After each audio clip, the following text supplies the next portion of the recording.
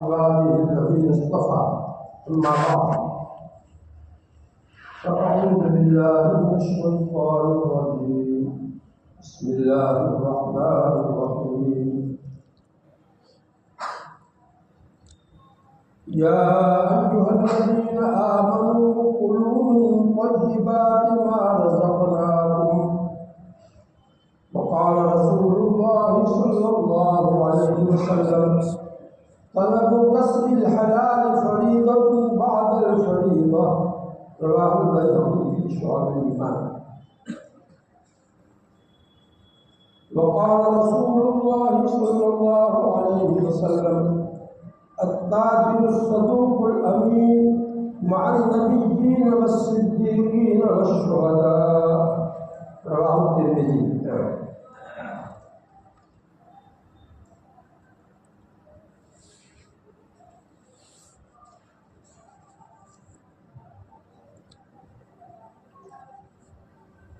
وقال رسول الله صلى الله عليه وسلم لا يأكل عبد مال حرام فيتصدق منه فيقبل منه ولا ينفق منه فيبارك له فيه ولا يتركه خلف ظهره إلا كان زاده إلى النار رواه أحمد. وقال رسول الله صلى الله عليه وسلم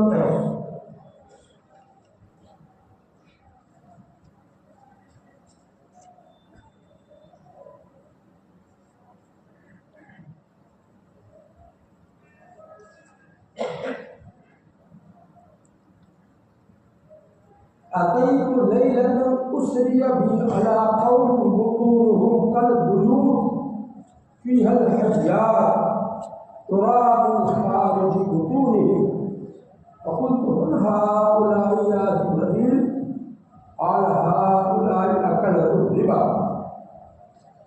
وقال رسول الله صلى الله عليه وسلم الربا 70 جزءا أيسرها أن ينكح الرجل أمه رواه ابن ماجه. وعن جابر رضي الله عنه قال لعن رسول الله صلى الله عليه وسلم آكل الربا وموكله وكاتبه وشاهديه وقال هم سواء رواه مسلم.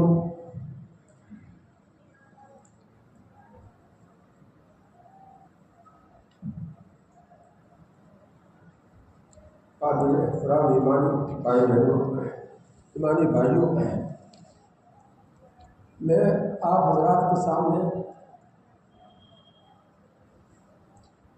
حرام مال کے نقصانات حدیثوں میں کیا آئے ہیں اور حرام مال کی شکلیں کیا ہے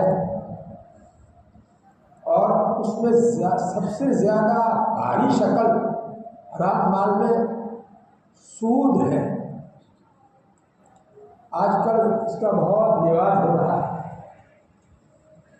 پیسے کسی کو دیے اور اس کے اوپر کچھ ٹکا پلس ٹکا طے کیا نفع کے نام سے۔ اس کا نام کیا رکھتے ہیں؟ نفع۔ حالانکہ اس کو نفع نہیں کہیں گے، شریعت میں اس کو سود کہیں گے۔ آدمی دوسرے کو پیسے دے اور اس کو واپس لینے کی مدت بھی طے کر دی، 1 سال کے بعد ان لوگ کو واپس کرنا ہے پیسے، مثلاً 1,000 روپئے دیے اور کہا میں 1 سال کے بعد ان کو واپس کرنا، لیکن ہر مہینے میں ہم کو اتنے ٹکا اس کے اوپر نفع دینا، پروفٹ دینا۔ تو یہ حقیقت میں شریعت کے اور قرآن کی اصطلاح میں جو ہے یہ نفع نہیں ہے، پروفٹ نہیں ہے، بلکہ یہ سود ہے، جس کو بیاج کہتے ہیں، بیاج کہتے ہیں، حرام ہے۔ اس حرام کو آدمی حلال بنا دے اپنے الفاظ سے، نفع کے نام سے، نفع کا نام دے کر کے، تو اس کی وجہ سے اس کا ایمان ہی ختم ہو جاتا ہے۔ اس لیے کہ جس چیز کو اللہ تعالیٰ نے حرام قرار دیا ہو صاف طور پر، اس کو کوئی آدمی حلال کا عنوان دیوے، اس کا حلال جیسا نام اس کا دیوے، جیسے نفع یہ حلال ہے تو نفع تو حلال ہے. آدمی کاروبار کوئی بھی دوسرے کو پیسہ دیتا ہے کہ اس سے تم کاروبار کرو اور کاروبار میں جو بھی نفع ہوگا اس میں آدھا نفع تم لینا آدھا مجھے دینا، یہ تو نفع ہوا، یہ سود ہوا، وہ کاروبار کے ذریعے سے کمایا اس نے. ایک آدمی کاروبار کر رہا ہے، ایک آدمی اس کو پیسے دے رہا ہے، اس کے پاس پیسے نہیں ہے کاروبار کرنے کے لیے، تو یہ تو اس پر جو آئے گا وہ نفع کہلائے گا. لیکن پیسے کسی کو دیے، کسی کو ضرورت ہے پیسوں کی، اس کو پیسے دیے اور پیسے ہی واپس لینے کے ہے اس کے پاس، کاروبار کی کوئی شکل نہیں ہے، بلکہ وہ جو بھی اس کے سے اپنی ضرورت پوری کرے یا کاروبار کرے، جو بھی کرے وہ اس کا کام ہے. ہم نے تو اس کو جو پیسے دیے وہ ہم کو اس کے پاس سے واپس لینے کے ہیں، جتنے دیے اتنے واپس لینے کے، اس کو کہتے ہیں قرض دینا. یہ معاملہ کاروبار کا نہیں ہے بلکہ کیا ہے، قرض کا معاملہ ہے. ہم نے قرض دیے اور قرض پر جو ہے کچھ نفع کے نام سے اگر ہم لیں گے تو یہ شریعت میں نفع نہیں ہوگا بلکہ سود ہوگا، بیاج ہوگا. چاہے ہم لوگ کچھ بھی اس کا نام رکھیں، نفع کا نام رکھنے سے وہ نفع نہیں ہو جائے گا بلکہ ایمان نکل جائے گا نفع کا نام رکھنے سے. جس کو اللہ تعالیٰ نے حرام کر دیا ہو اس کو ہم حلال کہے، نفع کا نام لے کر کے کہے اس کو حلال بنا دے، اس کی وجہ سے تو آدمی ایمان سے نکل جاتا ہے. یہ حدیث میں نے آپ حضرات کے سامنے جو پڑھی ہے اس حدیث کا ترجمہ سب سے پہلے کرتا ہوں. اللہ کے رسول صلی اللہ علیہ وسلم ارشاد فرماتے ہیں کہ معراج کی رات میں میرا گزر ہوا ایسے لوگوں کے پاس سے جن لوگوں کو اللہ تعالیٰ یہ سزا دے رہے تھے کہ ان کے پیٹ جو تھے وہ بالکل جیسے مکان کتنا بڑا ہوتا ہے، مکان اتنے بڑے بڑے ان کے پیٹ تھے اور ان پیٹوں کے اندر سانپ بھرے ہوئے تھے اور وہ سانپ باہر سے نظر آ رہے تھے. اللہ کے نبی صلی اللہ علیہ وسلم نے اپنے آنکھوں سے یہ منظر دیکھا کہ بڑے پیٹ ہے، اس کے اندر سانپ ہے اور باہر سے نظر آ رہا ہے جیسے کانچ کا برتن ہو اور اس میں کوئی بھی چیز ہو تو باہر سے نظر آتی ہے، ایسا باہر سے نظر آ رہا ہے.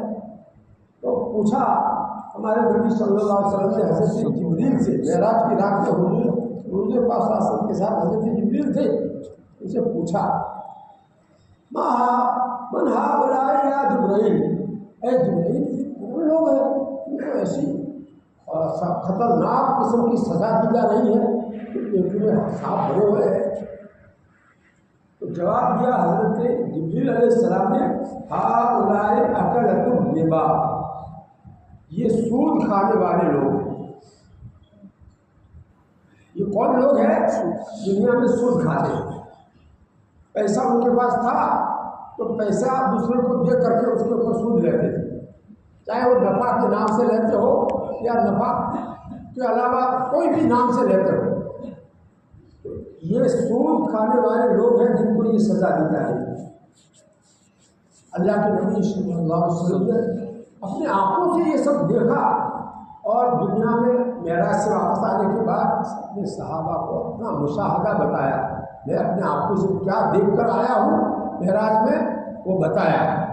صحابہ نے حضور پاک صلی اللہ علیہ وسلم کی اپنے آنکھوں سے دیکھی ہوئی چیز کو سنا، آپ صلی اللہ علیہ وسلم کی سچی زبان سے سنا، پر پھر انہوں نے جو بات سنی اس کو آگے ہم تک پہنچانے والے، حدیث کے اوپر بڑی محنت کرنے والے، حدیث کے الفاظ کو جو کا تو یاد کر کے کتابوں میں اس کو لکھ کر کے ہم تک یہ حدیث پہنچی.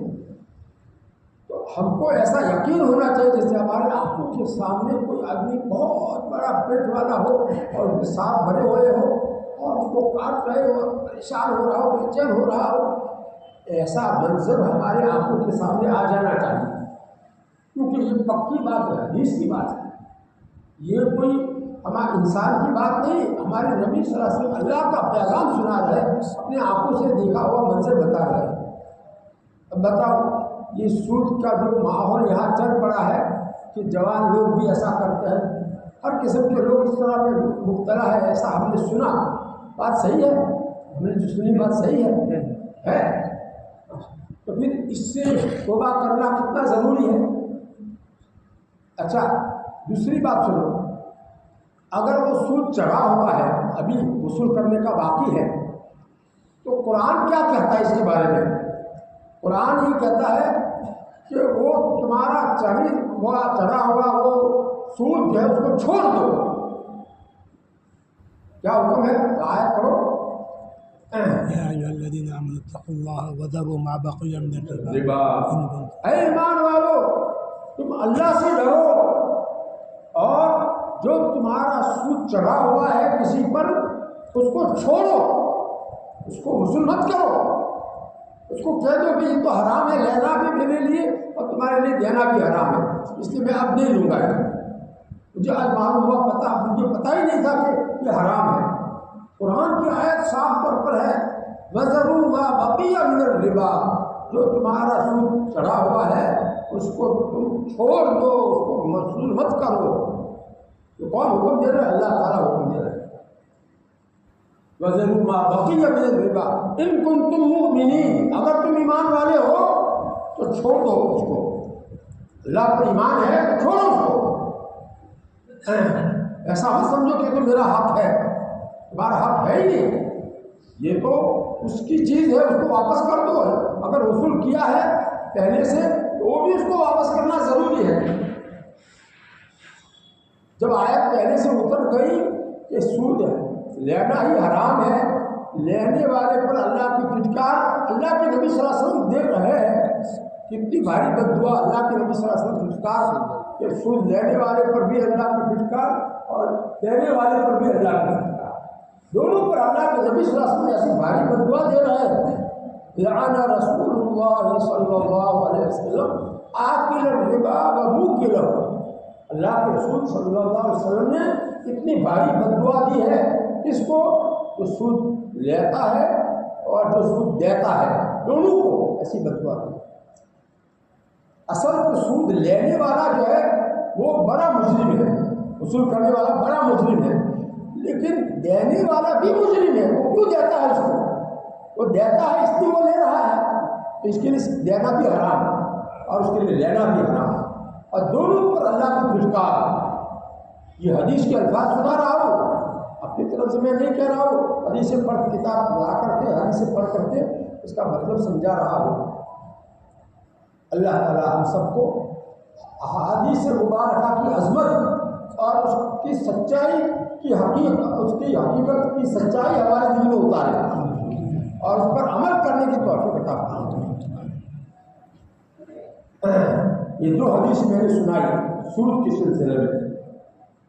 ایک تیسری حدیث سنو، اللہ کے رسول صلی اللہ علیہ وسلم نے فرمایا کہ سود کے اندر 70 قسم کے گناہ ہوتے ہیں۔ کتنے گناہ ہوتے ہیں؟ 70 قسم کے گناہ ہوتے ہیں۔ الربا 70 جزءا، ان میں سب سے چھوٹا اور ہلکا جو گناہ ہے وہ یہ ہے کہ کوئی آدمی اپنی ماں سے بدکاری کرے، کوئی آدمی اپنی ماں سے بدکاری کرے، یہ کتنا بھاری گناہ ہو۔ یہ ان 70 گناہوں میں سے ہلکے درجے کا گناہ یہ ہے، اس سے بھاری درجے کے 69 جو گناہ ہوئے وہ کیسے ہوں گے؟ اس سے آپ اندازہ لگاؤ کہ سود لینا دینا کتنا بھاری گناہ ہے اللہ کے نزدیک، اللہ کے رسول صلی اللہ علیہ وسلم کے نزدیک۔ لہٰذا آپ سب لوگ جو ہے جو ان حدیثوں کو سن رہے ہیں، آپ کی اب ذمہ داری بن جاتی ہے کہ آپ کے ماحول میں جو بھی ایسا معاملہ کرتا ہو سود کا، آپ اس کو کہیں یہ حدیثیں سنا لیں کہ ہم نے ایسی حدیث سنی ہے، ایسی حدیث سنی، اس کے اوپر اللہ کی لعنت اللہ کے نبی صلی اللہ علیہ وسلم نے دی ہے، دینے والے پر بھی لینے والے پر بھی، اور یہ اس کی سزا آخرت میں دیکھ کر کے آئے ہمارے نبی صلی اللہ علیہ وسلم، ان کے پیٹ بہت بڑے بڑے تھے اور اس میں سانپ بھرے ہوئے تھے اور باہر سے نظر آ رہے تھے۔ یہ پکی بات ہمارے نبی صلی اللہ علیہ وسلم نے اپنا آنکھوں سے جو دیکھی وہ حدیث میں جو مذکور تھی وہ ہم نے سنی ہے۔ ایسا سناؤ. آپ سب لوگوں کی ذمہ داری ہے. ابھی یہاں تو تھوڑے سے لوگ ہیں, آنے میں تو کتنے سارے لوگ ہیں یہ سودی کاروبار کرنے والے. اب ان کو کون پہنچائے گا یہ حدیث؟ میں کہاں تک پہنچاؤں گا ان کو؟ یہ سب آپ لوگوں کی ذمہ داری ہو گئی. اگر آپ کے گھر میں آپ کا بچہ ایسا کر رہا ہے یا آپ کا کوئی رشتے دار بچہ ایسا کر رہا ہے, کوئی بڑا آدمی یا کوئی عورت کر رہی ہے, جو بھی ایسا کر رہے ہو تو ان کو یہ حدیث کا مضمون پہنچانا آپ لوگوں کی ذمہ داری ہو گئی.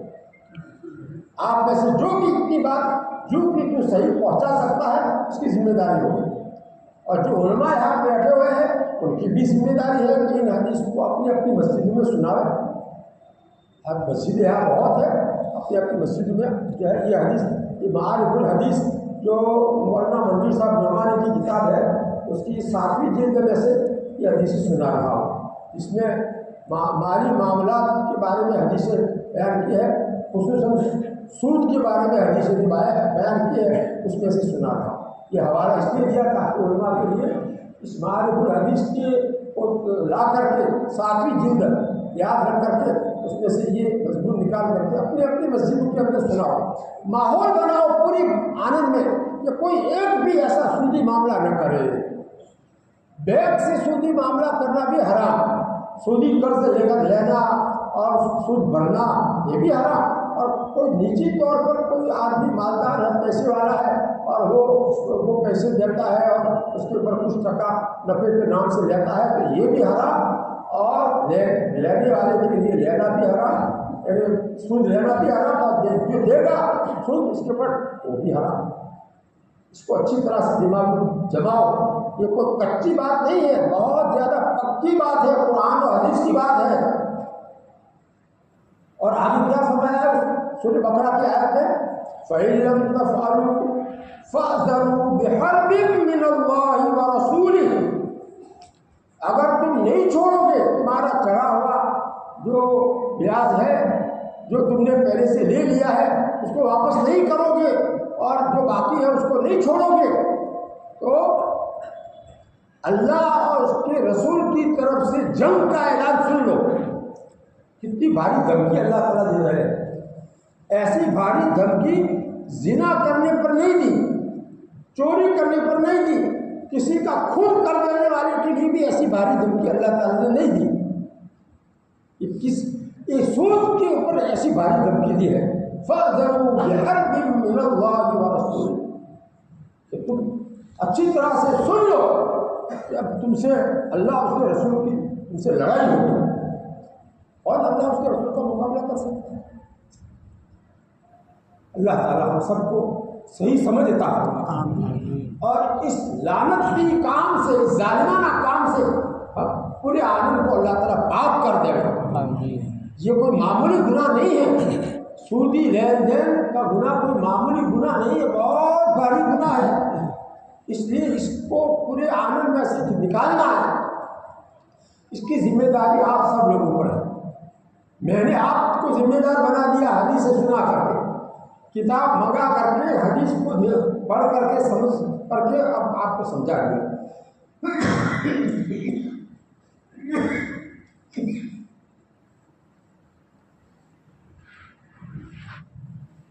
ایک حدیث اور سن لیجیے اسی سود ہی کے سلسلے میں. اللہ کے رسول صلی اللہ علیہ وسلم فرماتے ہیں, ان الربا وان كثر فإن عاقبته تسير إلى كل. رواه احمد. سود لینے والا پیسے دے کر جو لیتا ہے تو وہ چاہے دکھنے میں زیادہ اس کے پاس پیسے جمع ہو رہے ہیں, لیکن انجام اس کا کیا ہوگا وہ ہمارے نبی صلی اللہ علیہ وسلم بتا رہے ہیں. انجام اس کا یہ ہے کہ یہ ختم ہو جائے گا. اللہ تعالیٰ اس کے اندر ایسے حالات, ایسے آفات لائیں گے کہ یہ سب کچھ ختم ہو جائے گا.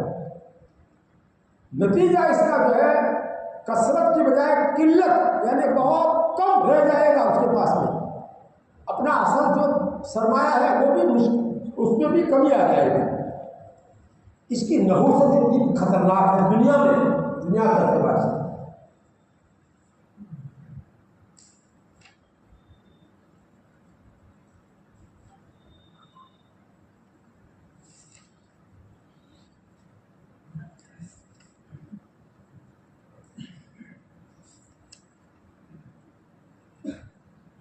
اب کچھ حدیث ہے حلال مال کمانے کی اہمیت کے بارے میں بھی پڑھی ہے، اور اس میں سے ایک حدیث یہ ہے طلب کسب الحلال فریضۃ بعد الفریضہ، حلال طریقے سے مال کمانے کی پوری کوشش کرنا، اس کی پوری فکر رکھنا، یہ فرض درجے کی عبادت ہے، لیکن اس کا درجہ اصل جو بنیادی فرائض ہے نماز روزہ، اس کے بعد اس کا درجہ ہے۔ یعنی اذان ہو جائے تو یہ کاروبار بند کر دو اور آ کر نماز پڑھ لو، اس کے بعد پھر اپنا کاروبار کرو۔ جماعت کے ساتھ مسجد کی جماعت میں شامل ہونا یہ واجب ہے، ضروری ہے۔ اگر تم اس کو کاروبار کی وجہ سے چھوڑو گے تو تمہارے کاروبار میں برکت نہیں ہوگی، اللہ کا حکم ٹوٹے گا تو برکت کہاں سے آئے گی، سکون کہاں سے ملے گا۔ اسی طرح جھوٹ بولنے سے بھی برکت ختم ہو جاتی ہے، کاروبار کے اندر جھوٹ بولنے سے بھی برکت ختم ہو جاتی ہے، یہ بھی بخاری شریف کی حدیث ہے۔ اسی طرح دھوکہ دینے سے بھی کاروبار کے اندر سے برکت ختم ہو جاتی ہے۔ اگر جو ہے دونوں سچ بولیں گے، یعنی خریدنے والا بھی بیچنے والا بھی سچی بات کر کے ہی سودا کریں گے تو برکت آئے گی۔ اگر اپنی چیز میں کوئی کمی ہے، نقص ہے، اس کو ظاہر کر کے بتائیں گے کہ دیکھو یہ میں کمی ہے، اس کی وجہ سے میں ان کی قیمت کم کر رہا ہوں، تو وہ پسند ہو تو لے جاؤ۔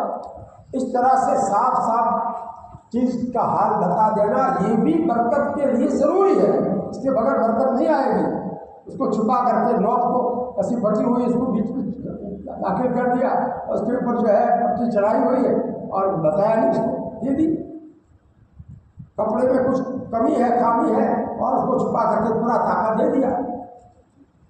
یہ جو ہے اللہ تعالیٰ اس کی وجہ سے برکت کو ختم کر دیتے ہیں۔ دھوکہ دینے سے، جھوٹ بولنے سے اللہ تعالیٰ برکت کو ختم کرتا ہے۔ اس لیے اگر برکت چاہتے ہو تو ان اللہ کے احکامات جو تجارت کے بارے میں سچ بولنا، امانت داری سے کام کرنا، یہ ضروری ہے۔ اس کے بارے میں اللہ کے نبی صلی اللہ علیہ وسلم کی حدیث ہے التاجر الصدوق الامین مع النبیین والصدیقین والشہداء، جو کاروبار کرنے والا، تجارت کرنے والا بیپاری خوب سچائی کے ساتھ کاروبار کرے، کبھی بھی ذرا بھی جھوٹ نہ بولے، اور پوری امانت داری کے ساتھ، دیانت داری کے ساتھ کاروبار کرے گا، تو اللہ تعالیٰ قیامت کے دن ایسے کاروبار کرنے والے کو نبیوں کے ساتھ رکھیں گے، صدیقین اور شہداء کے ساتھ رکھیں گے۔ اتنی بڑی فضیلت اللہ تعالیٰ کو عطا فرماتا ہے۔ اس لیے کہ کاروبار میں ایسے موقع آتے ہیں کہ اگر جھوٹ بولے تو بہت زیادہ نفع ہو جاتا ہے، یا چیز کا عیب چھپا کر کے اس کو دے دے تو فائدہ بہت ہوتا ہے۔ ایسے موقع پر امتحان ہوتا ہے کہ یہ سچ بولتا ہے، یہ دھوکہ نہیں دیتا ہے، یا کیا کرتا ہے، مال کی محبت میں آ کر کیا کرتا ہے۔ اللہ تعالیٰ نے قرآن پاک میں فرمایا انما اموالکم واولادکم فتنہ، تمہارے مال اور تمہاری اولاد تمہاری امتحان کے لیے ہے۔ اس کے ذریعے سے میں تمہارا امتحان لینا چاہتا ہوں کہ میرے احکام کو تم آگے رکھتے ہو، میرے احکام کو پورا کرتے ہو، یا اپنی اولاد کی محبت میں، مال کی محبت میں تم میرے احکام کو توڑتے ہو، کیا کرتے ہو۔ میں تمہارا امتحان لینے کے لیے یہ دو چیزیں رکھی ہیں۔ اس لیے بھائی ہم سب جو ہے یہ زندگی بار بار نہیں ملتی، ایک ہی مرتبہ ملتی ہے، اور جو جاتا ہے واپس نہیں آتا ہے۔ اپنی زندگی کو صحیح کر لو، اپنے کمائی کو صحیح کر لو، حلال طریقے سے کمائی کا اہتمام جو کرتا ہے اس کو اللہ تعالیٰ توفیق دیتے ہیں نیک کام کرنے کی، آخرت کی فکر عطا فرماتے ہیں۔ اس کے بعد بچے وہ حلال کمائی کھا کر سے اس کی فرما بردار بنتے ہیں، نیک بنتے ہیں۔ اگر اس نے حرام کمائی کھلائی بیوی بچوں کو تو وہ ہمارے نافرمان، اللہ تعالیٰ ان کو ہمارے نافرمان کر دیں گے۔ ہم کیا کر سکتے ہیں؟ لگام اللہ تعالیٰ کے ہاتھ میں ہے، بچوں کی، بیوی کی، پڑوسیوں کی، رشتہ داروں کی لگام اللہ تعالیٰ کے ہاتھ۔ اگر ہم نے اللہ تعالیٰ کے احکام توڑے ہیں اللہ تعالیٰ ان کو ہمارے خلاف کر دیں۔ اس لیے بھائی اگر سکون والی زندگی، اچھی زندگی، آرام والی زندگی گزارنا چاہتے ہو دنیا میں، اور قبر میں بھی آرام چاہتے ہو اور حشر میں بھی آرام چاہتے ہو، تو اپنی کمائی میں اللہ کے احکامات کی رعایت کرو۔ کوئی معاملہ فاسد نہ ہو، باطل معاملہ نہ ہو۔ قبضے سے پہلے جو سودا کر لیتے ہیں وہ جائز نہیں ہے۔ کوئی بھی چیز خریدو اس پر اپنا قبضہ پہلے ہونا چاہیے، اس کے بعد اس کو بیچ سکتے ہو۔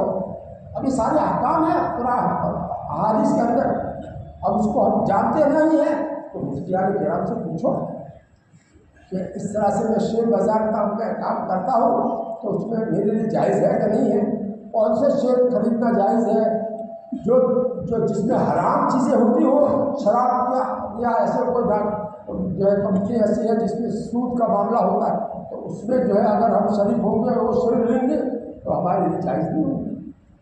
اس لیے اس مال کمانے میں اندھا دھند ہم لوگ اسے جو ہے اس کے پیچھے چلیں گے تو بہت سی حرام کمائی ہمارے پیٹ میں جائے گی، ہماری اولاد ہماری بیوی کھائے گی، ہماری نافرمانی کرے گی، ہمارا کہنا نہیں مانیں گے، ہم کو پریشان کریں گے۔ اللہ تعالیٰ ہم سب کو صحیح سمجھ عطا فرمائے۔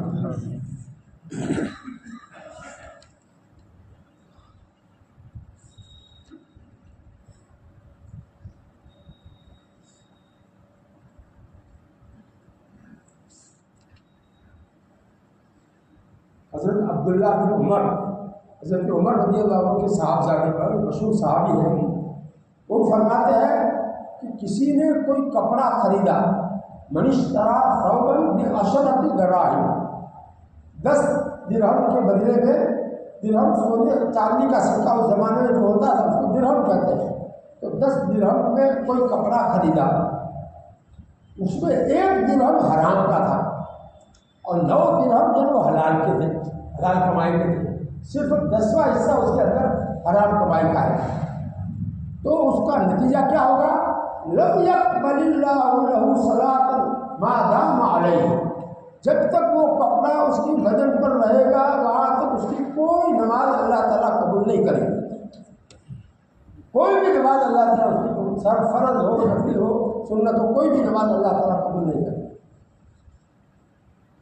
پھر حضرت عبداللہ بن عمر نے اپنی دونوں انگلیوں کو کانوں کے اندر ڈالا، ثم ادخل اصبعیہ فی اذنیہ، اور دونوں کانوں میں دونوں انگلیاں اس طرح سے ڈال کر کے کیا کہا؟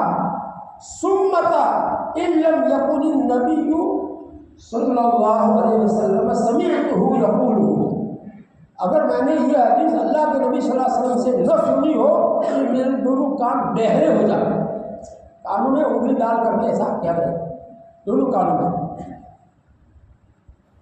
کتنی پکی بات بتا رہے ہیں کہ یہ میری بات نہیں ہے، ہمارے نبی صلی اللہ علیہ وسلم سے میں نے سنی ہے، اگر میں نے یہ بات نہ سنی ہو تو میرے دونوں کان بہرے ہو جائیں۔ ایسے انداز سے امت کو یہ پکی بات بتا رہے ہیں کون؟ حضرت عبداللہ بن عمر رضی اللہ عنہ صحابی۔ اس سے اندازہ لگاؤ کہ 10واں حصہ بھی اس میں حرام کا شامل ہو گیا، تو پھر جب تک وہ بدن پر رہے گا اس کا کوئی نماز قبول نہیں۔ آپ اس سے اندازہ لگاؤ، سوچو حرام کمائی کی نحوست کہاں آدمی کو لے جاتی ہے۔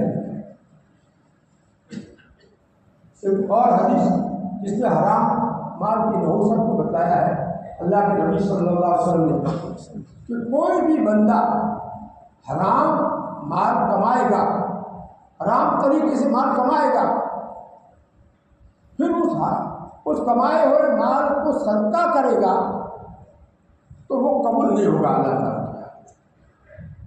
کسی بھی خیر کے کام میں صدقہ دے گا، غریب کو دے گا یا کسی مسجد مدرسے میں دے گا، اللہ تعالیٰ اس کو قبول نہیں کرے گا۔ اور اگر وہ اپنے گھر پر خرچے میں استعمال کرے گا تو حرام مال اپنی ذات پر خرچ کرے، اپنی بیوی بچوں پر خرچ کرے گا تو اس میں برکت نہیں ہوگی۔ اللہ کے نبی صلی اللہ علیہ وسلم فرماتے ہیں کوئی سکون نہیں ملے گا ان کھانے والوں کو جن پر یہ خرچہ ہوا ہے، ان کو کوئی سکون نہیں ملے گا، برکت نہ ہونے کا یہ مطلب ہے۔ اور اگر وہ اپنے پیچھے چھوڑ کر جائے گا، یہ حرام کمائی کا مال پیچھے چھوڑ کر کے دنیا سے چلا جائے گا اپنے وارثوں کے لیے، تو یہ وارث تو کھائیں گے یہاں، لیکن اس کو جہنم میں لے جائے گا، یہ پیچھے چھوڑ کر جانا، اس کو کہاں لے جائے گا؟ جہنم میں لے جائے گا۔ اس لیے کہ دو گناہ کر کے آیا، ایک تو مال حرام طریقے سے کما کر کے آیا ایک گناہ، اور دوسرا پھر اپنے وارثوں کو وہ حرام مال کھلانے کا گناہ بھی کر کے آیا، اپنے وارثوں کو حرام مال کھلانے کا گناہ بھی کر کے آیا، دو گناہ کر کے آیا۔ کمانا خود حرام تھا، حرام طریقے سے تھا، اور پھر اس کو پیچھے چھوڑ دیا، تو وارث کھائے گے تو حرام کمائی کا مال کھائے گے، اس وجہ سے اس کے لیے تو جہنم ہے، جو چلا گیا اس کے لیے جہنم۔ دیکھو اس کے الفاظ میں آپ کو سناتا ہوں، قال رسول اللہ صلی اللہ علیہ وسلم لا يكسب عبد مال حرام فيتصدق منه فيقبل منه، صدقہ کرے گا تو پھر قبول نہیں ہوگا حرام مال میں سے۔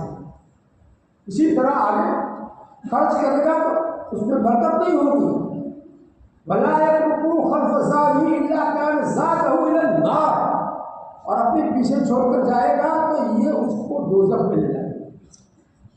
کیسی کیسی حرام مال کی نقصانات ہمارے نبی صلی اللہ علیہ وسلم نے امت کو بتایا ہے، ہم لوگ جانتے نہیں ہیں، ان حدیثوں کو کوئی سناتا نہیں ہے، ان حدیثوں کو ہماری ذمہ داری ہے۔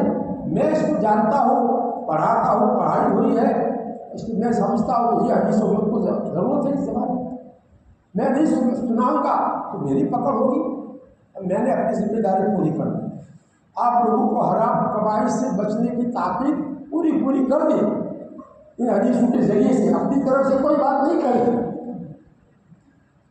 اللہ تعالیٰ ہم سب کو حرام مال سے نفرت عطا فرما دے اور حلال مال کی محبت عطا فرما دے۔ قرآن میں اللہ تعالیٰ کیا فرماتے ہیں؟ یا ایھا الذین آمنوا، اے ایمان والو، کلوا من طیبات ما رزقناکم، ہمارے روزی میں سے حلال طریقے سے کمائی ہوئی روزی کھاؤ۔ اللہ تعالیٰ حکم دے رہے پاکیزہ اور حلال روزی جو ہے کما کر کے کھاؤ، اور ایسا حکم اللہ تعالیٰ نے ایمان والوں کو جیسے دیا ایسا ہر دور کے رسولوں کو بھی ایسا حکم دیا۔ کیا فرمایا؟ یا ایھا الرسول کلوا من الطیبات واعملوا صالحا، اے رسولو، جمع کا سکا ہے، اپنے اپنے زمانے کے رسولوں کو اللہ تعالیٰ نے کیسا حکم دیا تھا؟ اے ہمارے رسول، اے ہمارے پیغمبروں، تم بھی حلال مال میں سے کھانا اور نیک کام کرنا۔ معلوم ہوا کہ حلال مال کھانے سے نیک کام کرنے کی توفیق ملے گی۔ پہلے حلال مال کھاؤ گے تو آگے نیک کام کرنا تمہارے لیے آسان ہوگا۔ اس کا دونوں کا حکم اس نے ترتیب سے اللہ تعالیٰ نے دیا ہے، رسولوں کو ایسا حکم دیا اور ایمان والوں کو بھی یہی حکم دیا۔ کیسی کیسی قرآن پاک کی آیات حلال مال کے بارے میں، کیسی کیسی قرآن پاک کی آیات کہ آپ کو سنا رہا ہوں، ابھی سے کیسی سنا رہا ہوں۔ اور حرام مال کیسے کہلاتا ہے؟ صرف چوری کیا ہوا مال یہ حرام ہو ایسا تھوڑی ہے، بلکہ کمانے کے اندر اللہ تعالیٰ نے طریقے رکھے ہیں، جو جس سے حلال مال حاصل ہو وہ طریقے اپناؤ۔ اگر آپ نوکری کرتے ہو تو نوکری کتنے گھنٹے کی طے ہوئی ہے، پورے گھنٹوں کو اس میں وہ پورے گھنٹے دو، ایسا نہیں کہ آدھا گھنٹہ دیر سے گئے پھر بھی پوری تنخواہ دے رہے ہیں۔ تو یہ آدھا گھنٹے کی جو کام نہیں کیا اور اس کی تنخواہ آپ لوگے وہ آپ کے لیے حرام ہو جائے۔ اگر لائٹ کی بجلی کی آپ چوری کرتے ہیں تو یہ چوری کی آپ کے لیے چوری کرنا حرام ہے، اس کی وجہ سے جو پیسے بچے وہ آپ کو بچے ہوئے پیسے حرام ہو گئے۔ اگر آپ کھیتی باڑی کرتے ہیں تو اس میں بھی اللہ تعالیٰ کے احکام ہیں۔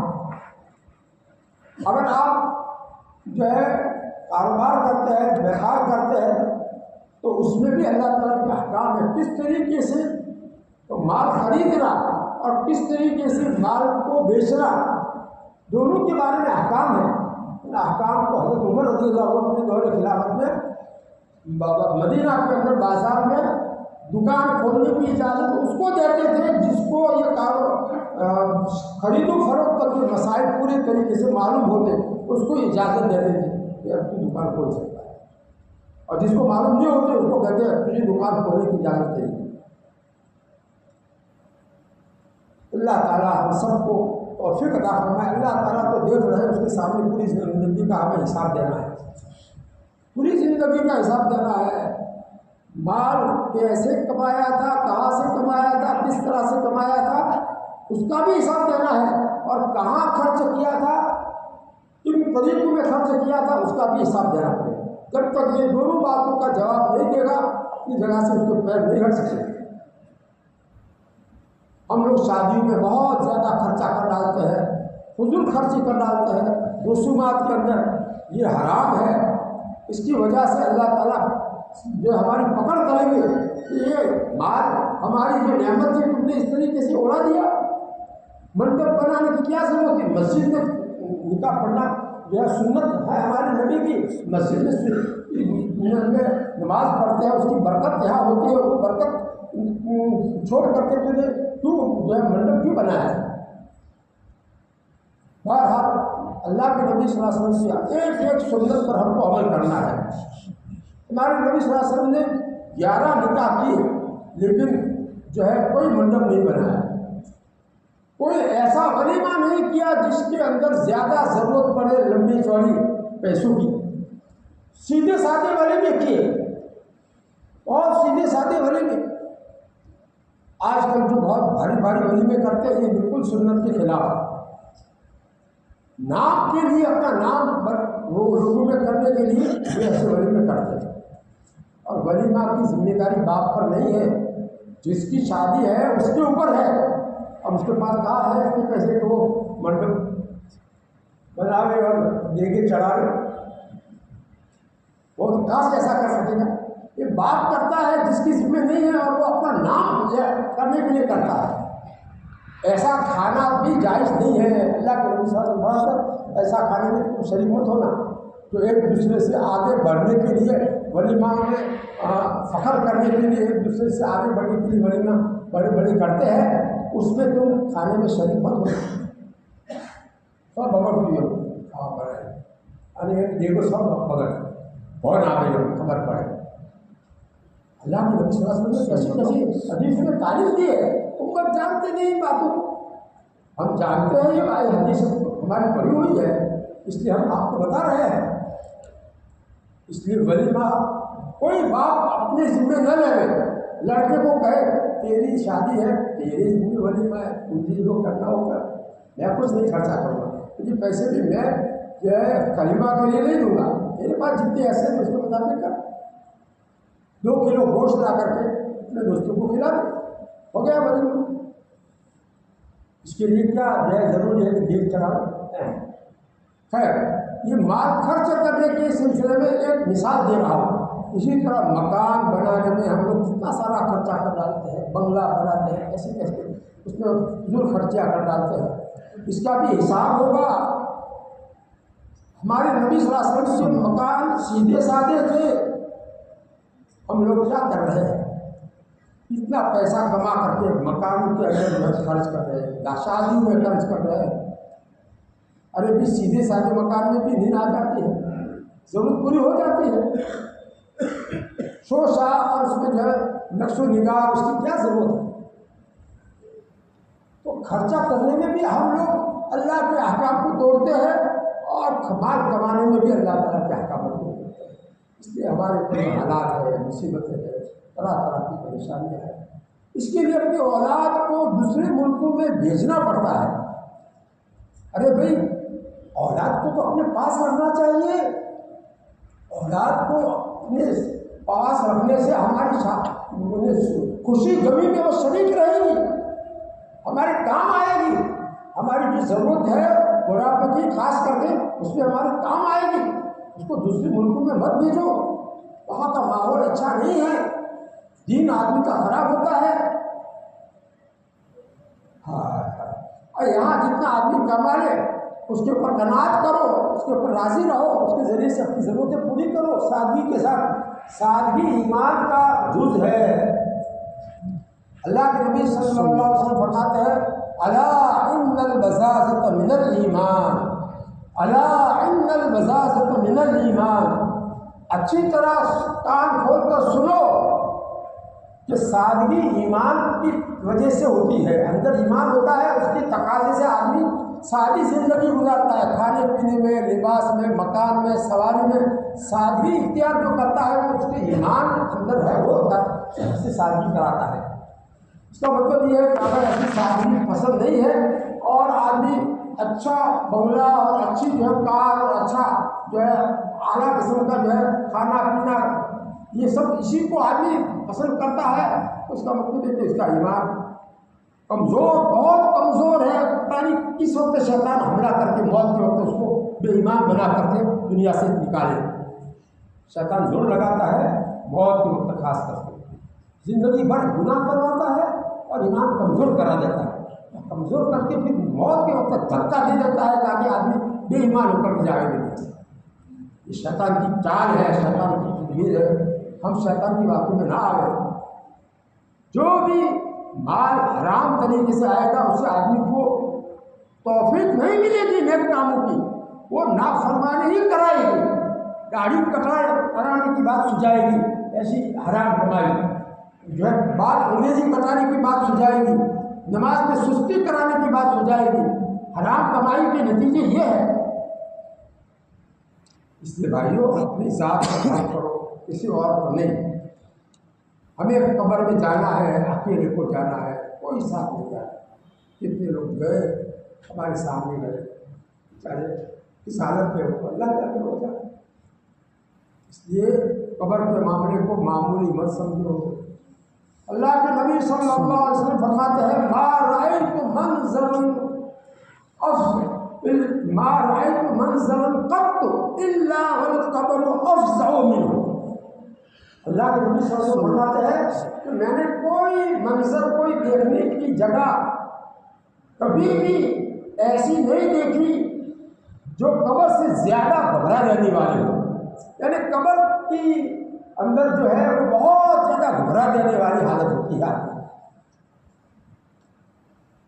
لوگ اندر بند کر کے، قبر بند کر کے چلتے ہیں واپس، تو مردے کی روح اس کی بدن میں آ جاتی ہے اور وہ سنتا ہے اپنے کانوں سے کہ واپس جاتے ہیں لوگ، ان کے پیروں کی آہٹ وہ سنتا ہے۔ اتنی جلدی اس کی روح اس کی بدن میں ڈال دی جاتی ہے اور فرشتے دو آ جاتے ہیں اور اس کو بٹھاتے ہیں، حدیث شریف میں ہے، اس کو بٹھاتے ہیں اور بٹھا کر کے سوال کرتے ہیں۔ اب ایک نئی مخلوق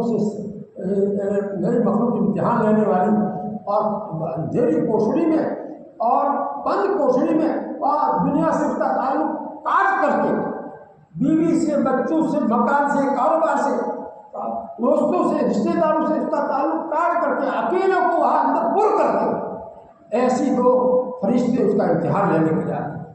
اب اگر اس کو گھبرا گیا، جواب دے نہیں سکتا، آپ سے اور وہاں کا عذاب اتنا بھاری ہوتا ہے تو آدمی برداشت نہیں کر سکتا، بھاگ کر کے وہاں سے آ نہیں سکتا ہے، کیا حال ہوگا۔ دیکھو میں جو ہے زیادہ تر ایسی باتیں سناتا ہوں جس کی امت کو ضرورت ہے، امت کی غفلت کو دور کرنے کے لیے ان باتوں کی ضرورت ہے۔ لوگ جو ہے دوسری باتیں سناتے ہیں، لیکن میں اس قسم کی باتیں سناتا ہوں جس کی امت کو اس زمانے میں زیادہ ضرورت ہے۔ دل کو جھنجھوڑنے کی ضرورت ہے، توبہ پر لانے کی ضرورت ہے، امت کو توبہ کا دروازہ دکھانے کی ضرورت ہے۔ یہ گناہ ہم سے آج تک جو ہو گئے ہیں اس سے ہم اللہ تعالیٰ کے معافی مانگتے ہیں۔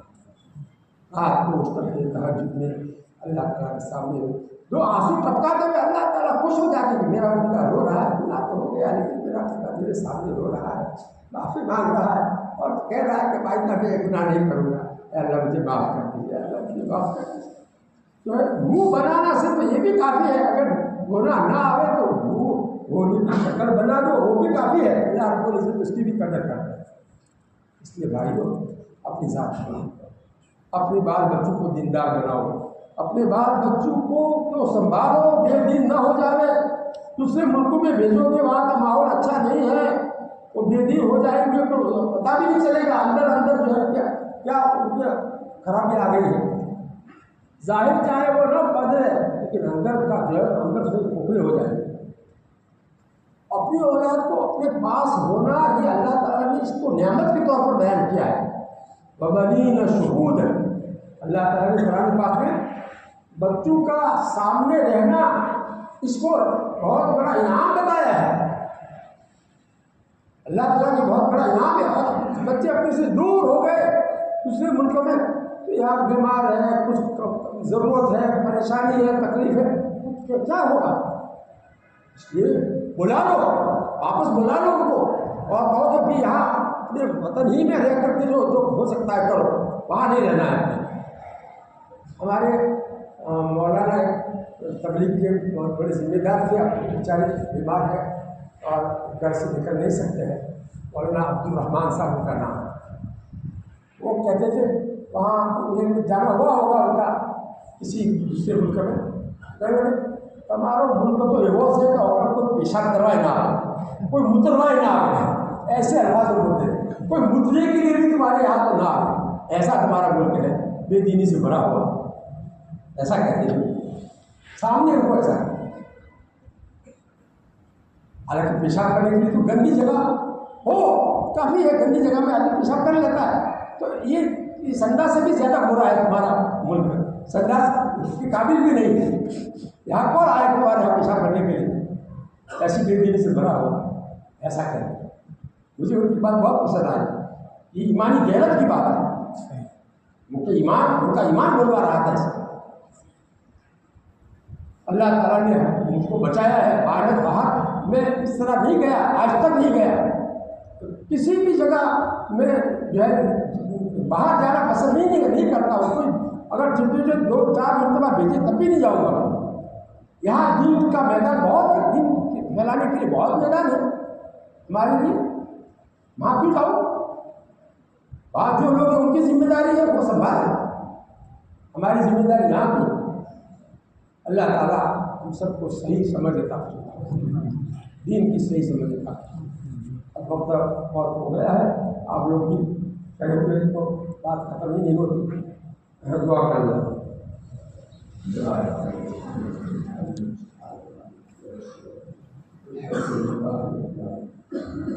اللهم صل على سيدنا محمد وعلى آل سيدنا كما تحب وترضى علينا ربنا ظلمنا ربنا ظلمنا وإن لم تغفر لنا وترحمنا لنكونن من الخاسرين. ربنا لا تزغ قلوبنا بعد إذ هديتنا وهب لنا من لدنك رحمة إنك أنت الوهاب. اللهم أرنا الحق حقا وارزقنا اتباعه وأرنا الباطل باطلا وارزقنا اجتنابه. اللهم إنا نسألك علما نافعا, اللهم إنا نسألك علما نافعا, اللهم إنا نسألك علما نافعا, اللهم إنا نعوذ بك من علم لا ينفع, اللهم إنا نعوذ بك من علم لا ينفع. رب ارحمهما كما ربياني صغيرا. اللهم اجعلنا نخشاك كأننا نراك أبدا حتى نلقاك وأسعدنا بتقواك ولا تشقنا بمعصيتك. اللهم ارزقنا من تيسير كل عصير ومن تيسير كل عصير عليك يسير. اللهم إنا نسألك من خير ما سألك سيدنا محمد صلى الله عليه وسلم, ونعوذ بك من شر المستعان منه سيدنا محمد صلى الله عليه وسلم. وأنت المستعان وعليك البلاغ, لا حول ولا قوة إلا بالله. سبحان ربك رب العزة عما يصفون, السلام على المرسلين, الحمد لله رب العالمين, برحمتك يا أرحم الراحمين. آمين.